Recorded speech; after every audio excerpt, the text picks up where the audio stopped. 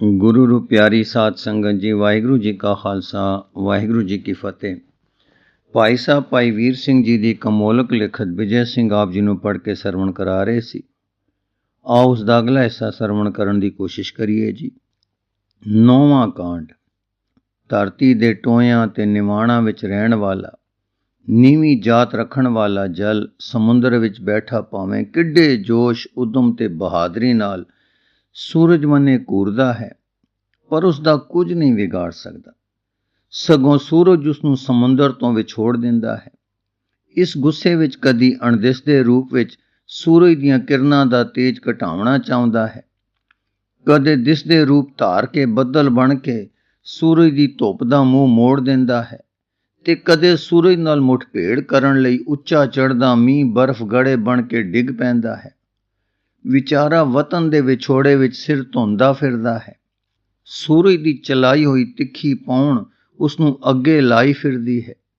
जद कदे वो बदल बन पहाड़ा ते जा चढ़दा है तां उन्हां दीआं डरावणीਆਂ शक्लां भैदायक चोटियां, सहम देण वालियां घाटियां ते तरहका देण वाले संघणे बृछां दीआं पंक्तियां ते मौसम दी डाढी ठंड नाल सहम खा के रो पैंदा है। तां खड्डां विच सिर टकरांदा हेठां डिगदा ढਹਿੰਦਾ मैदानां विच अपड़दा है। इत्थों मिट्टी खे विच लेटदा वतन नूं ढूंढदा फिरदा कदे समुंदर विच जा पहुंचदा है। उत्थे सारियां महलां ते सारे थकेवें दूर होंदे हन। जिकुर डराकुल जल पहाड़ां दे भैं नाल टिकाणे जा पुजदा है, तिवें डरपोक जीव भयभीत होए कदी कदी अपने मनसूबे विच कामयाब हो जांदे हन। इस प्रकार भै दी खरैत पंडित जी दौड़दे दौड़दे नगर अपड़े, सिद्धे सरदार दे महलां नूं पधारे। उत्थे भला इस वेले कौन ਕੰਨ खड़े करके बैठा सी जो पुरोहित जी की गल सुन लैंदा। दरबान की सख्ती वेख के आप लिफ गए। कुछ चापलूसी कीती, कुछ माया दे के हथ तर कीते।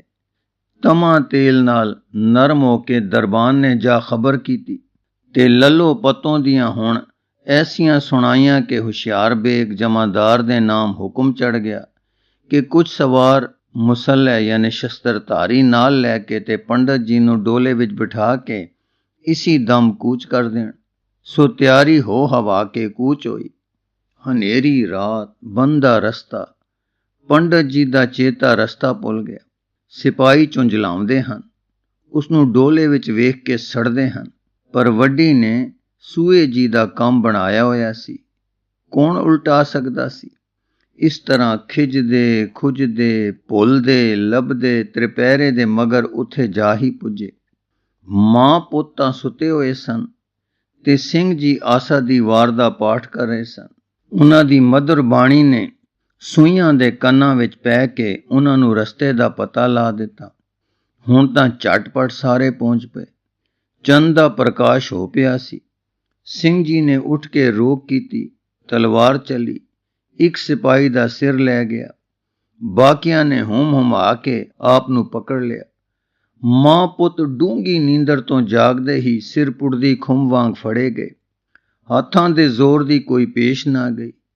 तिन्हां दियां मुश्कां कसियां गईयां। अरकूच बोली। तुर्क सवार थक रहे सन और छेती पहुंचना चाहुंदे सन। सिपाही कुछ बहुत प्रसन्न नहीं सन होए और जी विच कचीचियां वट रहे सन, क्योंकि एक साथी मरवा आए ते फड़ के सब इको मर्द लियाए, नाल एक बच्चा ते एक तीवी। हुशियार बेग ने सोच सोच के छेती पहुंचण दी ए वियोंत कड्डी कि सूहे नूं पालकी विचों उतार के बीबी ते बच्चे नूं बिठा दिता जावे ते कहार पीनस चक्की जाण ते एक एक कहार नूं अदद मील ते साह कड्ढण वास्ते छड्डिया जावे ते सूईए नूं उस दी थां लाया जावे। इस हुक्म दे हुंदे ही पहाड़ां दीआं चोटियां पर पई बर्फ वांगू सूईए जी नूं हेठां आउणा पिया और उस घाह वांगू जो घोड़े उत्ते लदया होया हो के भी उसे दा चारा बनदा है। पंडित जी नूं पालकी दी सवारी करन तो सवारी बनना पिया, पर फिर हुशियार बेग नूं मालक दा डर उपज पिया कि मता नवाब साहब सूहे दी बेपत्ती पर गुस्से हो पैण, फिर की करांगे। फिर उसनूं पालकी विच बिठा के अपनी जान ते चिरक दा दुख सह के बुरे हाल ते मंदी चाल पैंडा मुकाया ਤੇ ਸਿੰਘ ਜੀ ਨੂੰ ਕੈਦਖਾਨੇ ਪਹੁੰਚਾਇਆ, ਜਿੱਥੇ ਕੋਠੀ ਵਿੱਚ ਆਪ ਬੰਦ ਕੀਤੇ ਗਏ। ਐਸੇ ਮਹਾਤਮਾ ਦੇ ਨਾਲ ਐਸੇ ਉਪੱਦਰ ਹੁੰਦੇ ਦੇਖ ਕੇ ਮਾਨੋ ਰਾਤ ਦਾ ਕਲੇਜਾ ਵੀ ਪਾਟ ਗਿਆ। ਰਾਤ ਦੇ ਓਲੇ ਵਿੱਚ ਹੋਏ ਪਾਪਾਂ ਨੂੰ ਦੇਖਣ ਲਈ ਸੂਰਜ ਦੇਵਤਾ ਨਿਕਲ ਆਇਆ, ਪਰ ਸ਼ਰਮ ਦੀ ਮਾਰੀ ਰਾਤ ਪੂਰਬ ਦੀ ਦਸ਼ਾ ਵਿੱਚ ਐਸੀ ਧੁੰਦ ਛੱਡ ਗਈ ਕਿ ਜਿਸ ਕਰਕੇ ਸੂਰਜ ਵੀ ਕੁਝ ਚਿਰ ਲਹੂ ਰੰਗੇ ਬੱਦਲਾਂ ਵਿੱਚੋਂ ਯਤਨਾਂ ਨਾਲ ਸਿਰ ਕੱਢਦਾ ਦਿਸਦਾ ਸੀ। ਕੋਈ ਪਹਿਰ ਦਿਨ ਚੜ੍ਹੇ ਹਾਕਮ ਦੀ ਕਚਹਿਰੀ ਲੱਗੀ ਔਰ ਕੈਦੀ ਆਪ ਸਾਹਿਬ ਦੇ ਰੂਬਰੂ ਹਾਜ਼ਰ ਕੀਤੇ ਗਏ। ਤ੍ਰਿਖੀ ਰੋਸ਼ਨੀ ਦੇ ਸਾਹਮਣੇ ਜਿਕਰ ਅੱਖਾਂ ਮਿਟ ਜਾਂਦੀਆਂ ਹਨ, ਤਿਵੇਂ ਸਿੰਘ ਜੀ ਦੇ ਤੇਜ ਅੱਗੇ ਹਾਕਮ ਜੀ ਸੰਕੁਚ ਗਏ ਔਰ ਅਚਰਜ ਹੋ ਤਿੰਨਾਂ ਬੰਧੂਆਂ ਨੂੰ ਦੇਖਦੇ ਰਹੇ। ਇਸ ਚੁੱਪ ਨੂੰ ਤੋੜਨੇ ਲਈ ਇੱਕ ਮੁੱਲਾ ਸਾਹਿਬ ਜੀ ਜੋ ਸਭਾ ਵਿੱਚ ਸਨ ਬੋਲਿਆ, ਹਜ਼ੂਰ, ਆਪਨੇ ਦੇਖਿਆ ਇਸ਼ਕ ਕਾਫਰ ਹੈ। ਇਸ਼ਕ ਦਾ ਮੁਤਾ ਯਾਨੀ ਦੌਲਤ, ਹੁਸਨ ਯਾਨੀ ਸੁੰਦਰਤਾ ਹੈ, ਸੋ ਕਾਫਰ ਨੇ ਕਾਫਰਾਂ ਨੂੰ ਦੇ ਛੱਡੀ ਹੈ। ਕੈਸੇ ਸੁੰਦਰ ਤਿੰਨੇ ਚਿਹਰੇ ਮਾਨੋ ਸੂਰਜ ਦੇ ਤਿੰਨ ਟੁਕੜੇ ਹੋ ਗਏ ਹਨ, ਜਾਂ ਕੋਈ ਟੁੱਟਦੇ ਤਾਰੇ ਰੂਪ ਧਾਰ ਕੇ ਆ ਖਲੋਤੇ ਹਨ। ਕੈਸੇ ਸੁਕਮਨ ਬੁਕਮਨ ਯਾਨੀ ਚੁੱਪਚਾਪ ਦੰਦ ਖੰਡ ਦੀਆਂ ਪੁਤਲੀਆਂ ਵਾਂਗ ਖੜੇ ਹਨ। ਕੋਈ ਜਾਣੇ ਕਿਸੇ ਕਾਰੀਗਰ ਨੇ ਪਾਰੇ ਦੇ ਖਿਡੌਣੇ ਬਣਾਏ ਹਨ, ਜਾਂ ਸਾਨੀਆਂ ਕੁਦਰਤ ਯਾਨੀ ਪਰਮੇਸ਼ਰ ਨੇ ਬਿਜਲੀ ਨੂੰ ਮੁਜੱਸਮ ਯਾਨੀ ਦੇਹਧਾਰੀ ਕਰ ਦਿੱਤਾ ਹੈ। ਬਹਿਸ਼ਤ ਯਾਨੀ ਸਵਰਗ ਵਿੱਚ ਜ਼ਰੂਰ ਐਸੇ ਹੀ ਸੁੰਦਰ ਰਹਿੰਦੇ ਹੋਣਗੇ। ਹਾਏ ਅਫਸੋਸ, ਕਿਆ ਐਸੀ ਸੁੰਦਰਤਾ ਦੇ ਪੁਤਲੇ ਕਾਫਰ ਰਹਿਣਗੇ ਔਰ ਮਰ ਕੇ ਦੋਜ਼ਖ ਯਾਨੀ ਨਰਕ ਦੀ ਅੱਗ ਭਰਨਗੇ। ਕਾਸ਼ ਇਹ ਮੋਮਨ ਹੁੰਦੇ ਔਰ ਬਹਿਸ਼ਤ ਵਿੱਚ ਪਹੁੰਚ ਕੇ ਉੱਥੋਂ ਦੀ ਰੌਣਕ ਵਧਾਉਂਦੇ। ਜਨਾਬ, ਇਹਨਾਂ ਸੋਹਣਿਆਂ ਨੂੰ ਦੀਨ ਵਿੱਚ ਲਿਆਓ, ਇਹਨਾਂ ਨੂੰ ਬਹਿਸ਼ਤ ਦੀ ਜ਼ੀਨਤ ਯਾਨੀ ਸਜਾਵਟ ਬਣਾਓ, ਆਪ ਦੇ ਸਾਰੇ ਗੁਨਾਹ ਮਾਫ ਹੋ ਜਾਣਗੇ। ਕਿਆ ਇਹਨਾਂ ਦੇ ਬਹਿਸ਼ਤ ਵਿੱਚ ਗਿਆ ਰੋਸ਼ਨੀ ਦੀ ਲੋੜ ਰਹਿ ਜਾਏਗੀ? ਹਾਂ ਜਨਾਬ, ਮੇਰੀ ਰਾਏ ਇਹ ਹੈ ਕਿ ਇਹਨਾਂ ਦੀ ਜਾਨ ਬਖਸ਼ੀ ਕੀਤੀ ਜਾਵੇ, ਮਾਰਿਆ ਨਾ ਜਾਵੇ, ਦੀਨ ਵਿੱਚ ਲੈ ਆਂਦਾ ਜਾਵੇ। ਮਰਦ ਸਿਆਣਾ ਦਿਸਦਾ ਹੈ, ਜਾਨ ਬਚਣ ਦੀ ਕਦਰ ਕਰੇਗਾ ਤੇ ਦੀਨ ਕਬੂਲ ਕਰੇਗਾ। ਇਹ ਦੀਨੀ ਜੋਸ਼ ਭੜਕਾ ਦੇਣ ਵਾਲੇ ਸ਼ਬਦ ਇਸ ਤਰ੍ਹਾਂ ਦੇ ਪਏ ਜੇਕਰ ਕੋਈ ਦੋ ਪਦਾਰਥ ਰਗੜਿਆਂ ਗਰਮੀ ਉਤਪਤ ਹੁੰਦੀ ਹੈ, ਤਿਵੇਂ ਮੁੱਲਾਂ ਦੇ ਬਚਨਾਂ ਤੇ ਸਰੋਤਿਆਂ ਦੇ ਦਿਲਾਂ ਦੀ ਰਗੜ ਨੇ ਗਰਮਾ ਗਰਮ ਜੋਸ਼ ਭਰਿਆ ਔਰ ਸਭ ਬੋਲ ਪਏ ਕਿ ਹਾਂ, ਇਹਨਾਂ ਨੂੰ ਜ਼ਰੂਰ ਦੀਨ ਵਿੱਚ ਲਿਆਓ।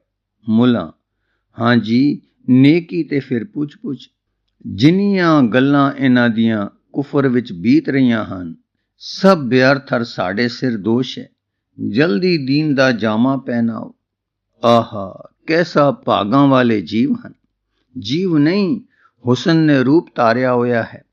ਭਲਾ ਹੋਇਆ ਜੋ ਹੁਸਨ ਇਸ ਤਰ੍ਹਾਂ ਕਾਬੂ ਆ ਗਿਆ। ਹੁਣ ਤਾਂ ਸਾਰੀ ਕੌਮ ਨੂੰ ਲਾਭ ਪਹੁੰਚ ਜਾਏਗਾ, ਕਿਉਂਕਿ ਭਾਈ ਮੋਮਨੋ, ਜਦ ਹੁਸਨ ਹੀ ਮੁਸਲਮਾਨ ਹੋ ਗਿਆ ਫਿਰ ਪਿੱਛੇ ਕੀ ਰਿਹਾ। ਅੱਗੇ ਬਹਾਦਰੀ ਵੀ ਤਾਂ ਅਸਾਂ ਮੋਮਨ ਬਣਾ ਹੀ ਲਈ ਹੈ। ਕਾਫਰਾਂ ਦੇ ਘਰ ਬਹਾਦਰੀ ਹੁੰਦੀ ਸੀ, ਸੋ ਅਸਾਂ ਦੀਨੀ ਜੋਸ਼ ਦੀ ਹਿਕਮਤ ਨਾਲ ਆਪਣੇ ਦੀਨ ਵਿੱਚ ਲੈ ਆਂਦੀ ਹੈ। ਕਿਆ ਅੱਛਾ ਹੋਵੇ ਜੇ ਦੁਨੀਆ ਦੇ ਸਭ ਉੱਤਮ ਪਦਾਰਥ ਮੋਮਨਾਂ ਦੇ ਹੀ ਪਾਸ ਆ ਜਾਣ। ਇਸ ਤੁਰਕ ਹਾਕਮ ਦਾ ਇੱਕ ਮੂੰਹ ਚੜਿਆ ਮੁਸਾਹਿਬ ਬੜਾ ਮਖੌਲੀਆ ਸੀ, ਔਰ ਜੋ ਅਜੋਗ ਕੁਝ ਕਹਿ ਬੈਠੇ ਤਾਂ ਹਾਕਮ ਨੂੰ ਬੁਰਾ ਨਹੀਂ ਲੱਗਦਾ ਸੀ ਤੇ ਸਾਰੇ ਅਹਿਲਕਾਰਾਂ ਨੂੰ ਸਹਿਣਾ ਪੈਂਦਾ ਸੀ। ਮੁੱਲਾਂ ਦੀ ਗੱਲ ਸੁਣ ਕੇ ਝੱਟ ਬੋਲ ਉੱਠਿਆ, ਠੀਕ ਹੈ ਹਜ਼ਰਤ, ਠੀਕ, ਪਰ ਮੂੰਹ ਪਾੜਾ ਕਰਕੇ। ਹੁਣ ਉਹ ਬਹਾਦਰੀ ਕੜਾ ਪ੍ਰਸ਼ਾਦ ਤੇ ਮੋਹਿਤ ਹੋ ਗਈ ਹੈ, ਸੋ ਤੁਸੀਂ ਉਸ ਦੀਆਂ ਟੰਗਾਂ ਬਾਹਾਂ ਬੰਨੋ। ਜੋ ਲੰਗੜੀ ਲੂਲੀ ਹੋ ਕੇ ਤੁਹਾਡੇ ਘਰ ਹੀ ਪਈ ਰਹੇ, ਬਾਹਰ ਨਾ ਜਾ ਸਕੇ, ਨਹੀਂ ਤਾਂ ਅੰਮ੍ਰਿਤ ਪੀ ਕੇ ਤੁਹਾਡੇ ਹੀ ਆਹੂ ਲਾਹੁਣ ਲੱਗ ਜਾਵੇਗੀ। ਮੁੱਲਾ, ਠੀਕ ਹੈ, ਹੁਣ ਅੱਜ ਸਿੱਖ ਕਾਬੂ ਆ ਗਏ ਹਨ, ਇੱਥੋਂ ਹੀ ਕੰਮ ਸ਼ੁਰੂ ਕਰਦੇ ਹਾਂ। ਦੇਖੋ, ਐਸੇ ਕੰਮ ਅੱਲਾ ਨੇ ਰਾਸ ਕੀਤੇ ਹਨ। ਮੀਆਂ ਆਰਫ ਖਾਨ ਦੇ ਘਰ ਔਲਾਦ ਨਹੀਂ, ਇਹ ਗੁਲਾਬ ਦਾ ਬੂਟਾ ਯਾਨੀ ਬਾਲ ਮੋਮਨ ਬਣਾ ਕੇ ਉਹਨਾਂ ਨੂੰ ਬਖਸ਼ ਦਿਓ, ਜੋ ਘਰ ਵਿੱਚ ਚਿਰਾਗ ਰੋਸ਼ਨ ਹੋ ਜਾਏ ਔਰ 4 ਸੁੱਕੀਆਂ ਗੋਦੀਆਂ ਹਰੀਆਂ ਭਰੀਆਂ ਹੋ ਜਾਣ। ਆਪ ਦੇ ਕਬਜ਼ਲ ਵਸੂਲੀ ਯਾਨੀ ਤਨਖਾਹ ਦਾ ਕਾਗਜ਼ ਦੇ ਮੁਨੀਮ ਦੀ ਜਗ੍ਹਾ ਖਾਲੀ ਹੈ। ਇਹ ਸਿੱਖ ਬਸ਼ਰੇ ਯਾਨੀ ਚਿਹਰੇ ਤੋਂ ਪੜਿਆ ਹੋਇਆ ਜਾਪਦਾ ਹੈ। ਇਸ ਨੂੰ ਉੱਥੇ ਨੌਕਰ ਕਰਕੇ ਮੀਆਂ ਦੀਨ ਦੀ ਲੜਕੀ ਨਾਲ ਨਿਕਾਹ ਯਾਨੀ ਵਿਆਹ ਕਰ ਦਿਓ। मेरा घर बीवी दी मौत ने वैरान कर दिता है, सो ये बीवी उस उजड़े घर नूं वसा के तुहाडी नामवरी करेगी कि ऐसे दीनदार नवाब साहब हन जो मुलाने काजियां पुर ऐसियां सोहणियां बख्शिशां करदे हन। नवाब साहिब मुस्कुराए। मखौलीए ने ताड़ लिया कि बीबी नूं नवाब साहिब सोचियां चाहुंदे हन ते मुल्ला होरी कुछ अपना हक जमा रहे हन। नवाब साहिब नूं सैनत करके बोल उठे, पंडित पांदे काजी मुल्ला चौहां तो खबरदार। इस वेले एक आदमी आया जिसने दस्या कि के गिरां दे सिरकरदे दे 4-5 आदमी जो इन्हां नूं फड़न पहलों जंगल विच गए सन, ये उन्हां नूं घायल करके सुट आए हन। तद सारे दरबारियां दे चेहरे लाल हो गए और क्रोध नाल कंब उठे। किसे नूं त्रीमत ते बच्चे दी बहादरी पुर शलांगा करन दा उत्तम ख्याल ना पैदा होया। क्रोध ही छा गया। हाकम साहिब नूं भी गुस्सा आया, पर शील कौर दा सुंदर रूप देख के आपने हुक्म दिता, लै जाओ मरदूदा नूं कैद विच, दूसरा हुक्म दोपहर नूं देंगे। दरबार बर्खास्त होया और सारे अपने अपने टिकाणे नूं चले गए। हाकम साहिब ते मसखरा महल नूं चले गए। शराब पीण तो पहले मसखरे ने हाकम नूं पक्कियां कर दिता कि इन्हां नूं मुसलमान बना लओ और होर जुल्म ना करो ते त्रीमत नूं महल ही दाखिल कर लवो। ऐसी बेगम मिल सकनी असंभव है।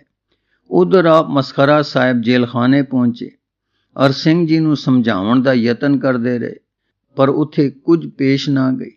फिर संझ वेले सिंह जी नूं महलां विच बुला के समझाया, धमकाया, ललचाया ते डराया गया, पर पत्थर मूल ना भेजई। सै वरहां जल अंदर वसे। हुण वोटी पुत्र एक कोठड़ी विच ते सिंह जी एक कोठड़ी विच अड्डो अड बंद कीते गए। गुरु रू प्यारी साध संगत जी, इस लिखत दा अगला हिस्सा आप जी नूं अगे पढ़ के सरवण कराउण दी कोशिश करांगे जी। वाहिगुरू जी का खालसा, वाहिगुरू जी की फतेह।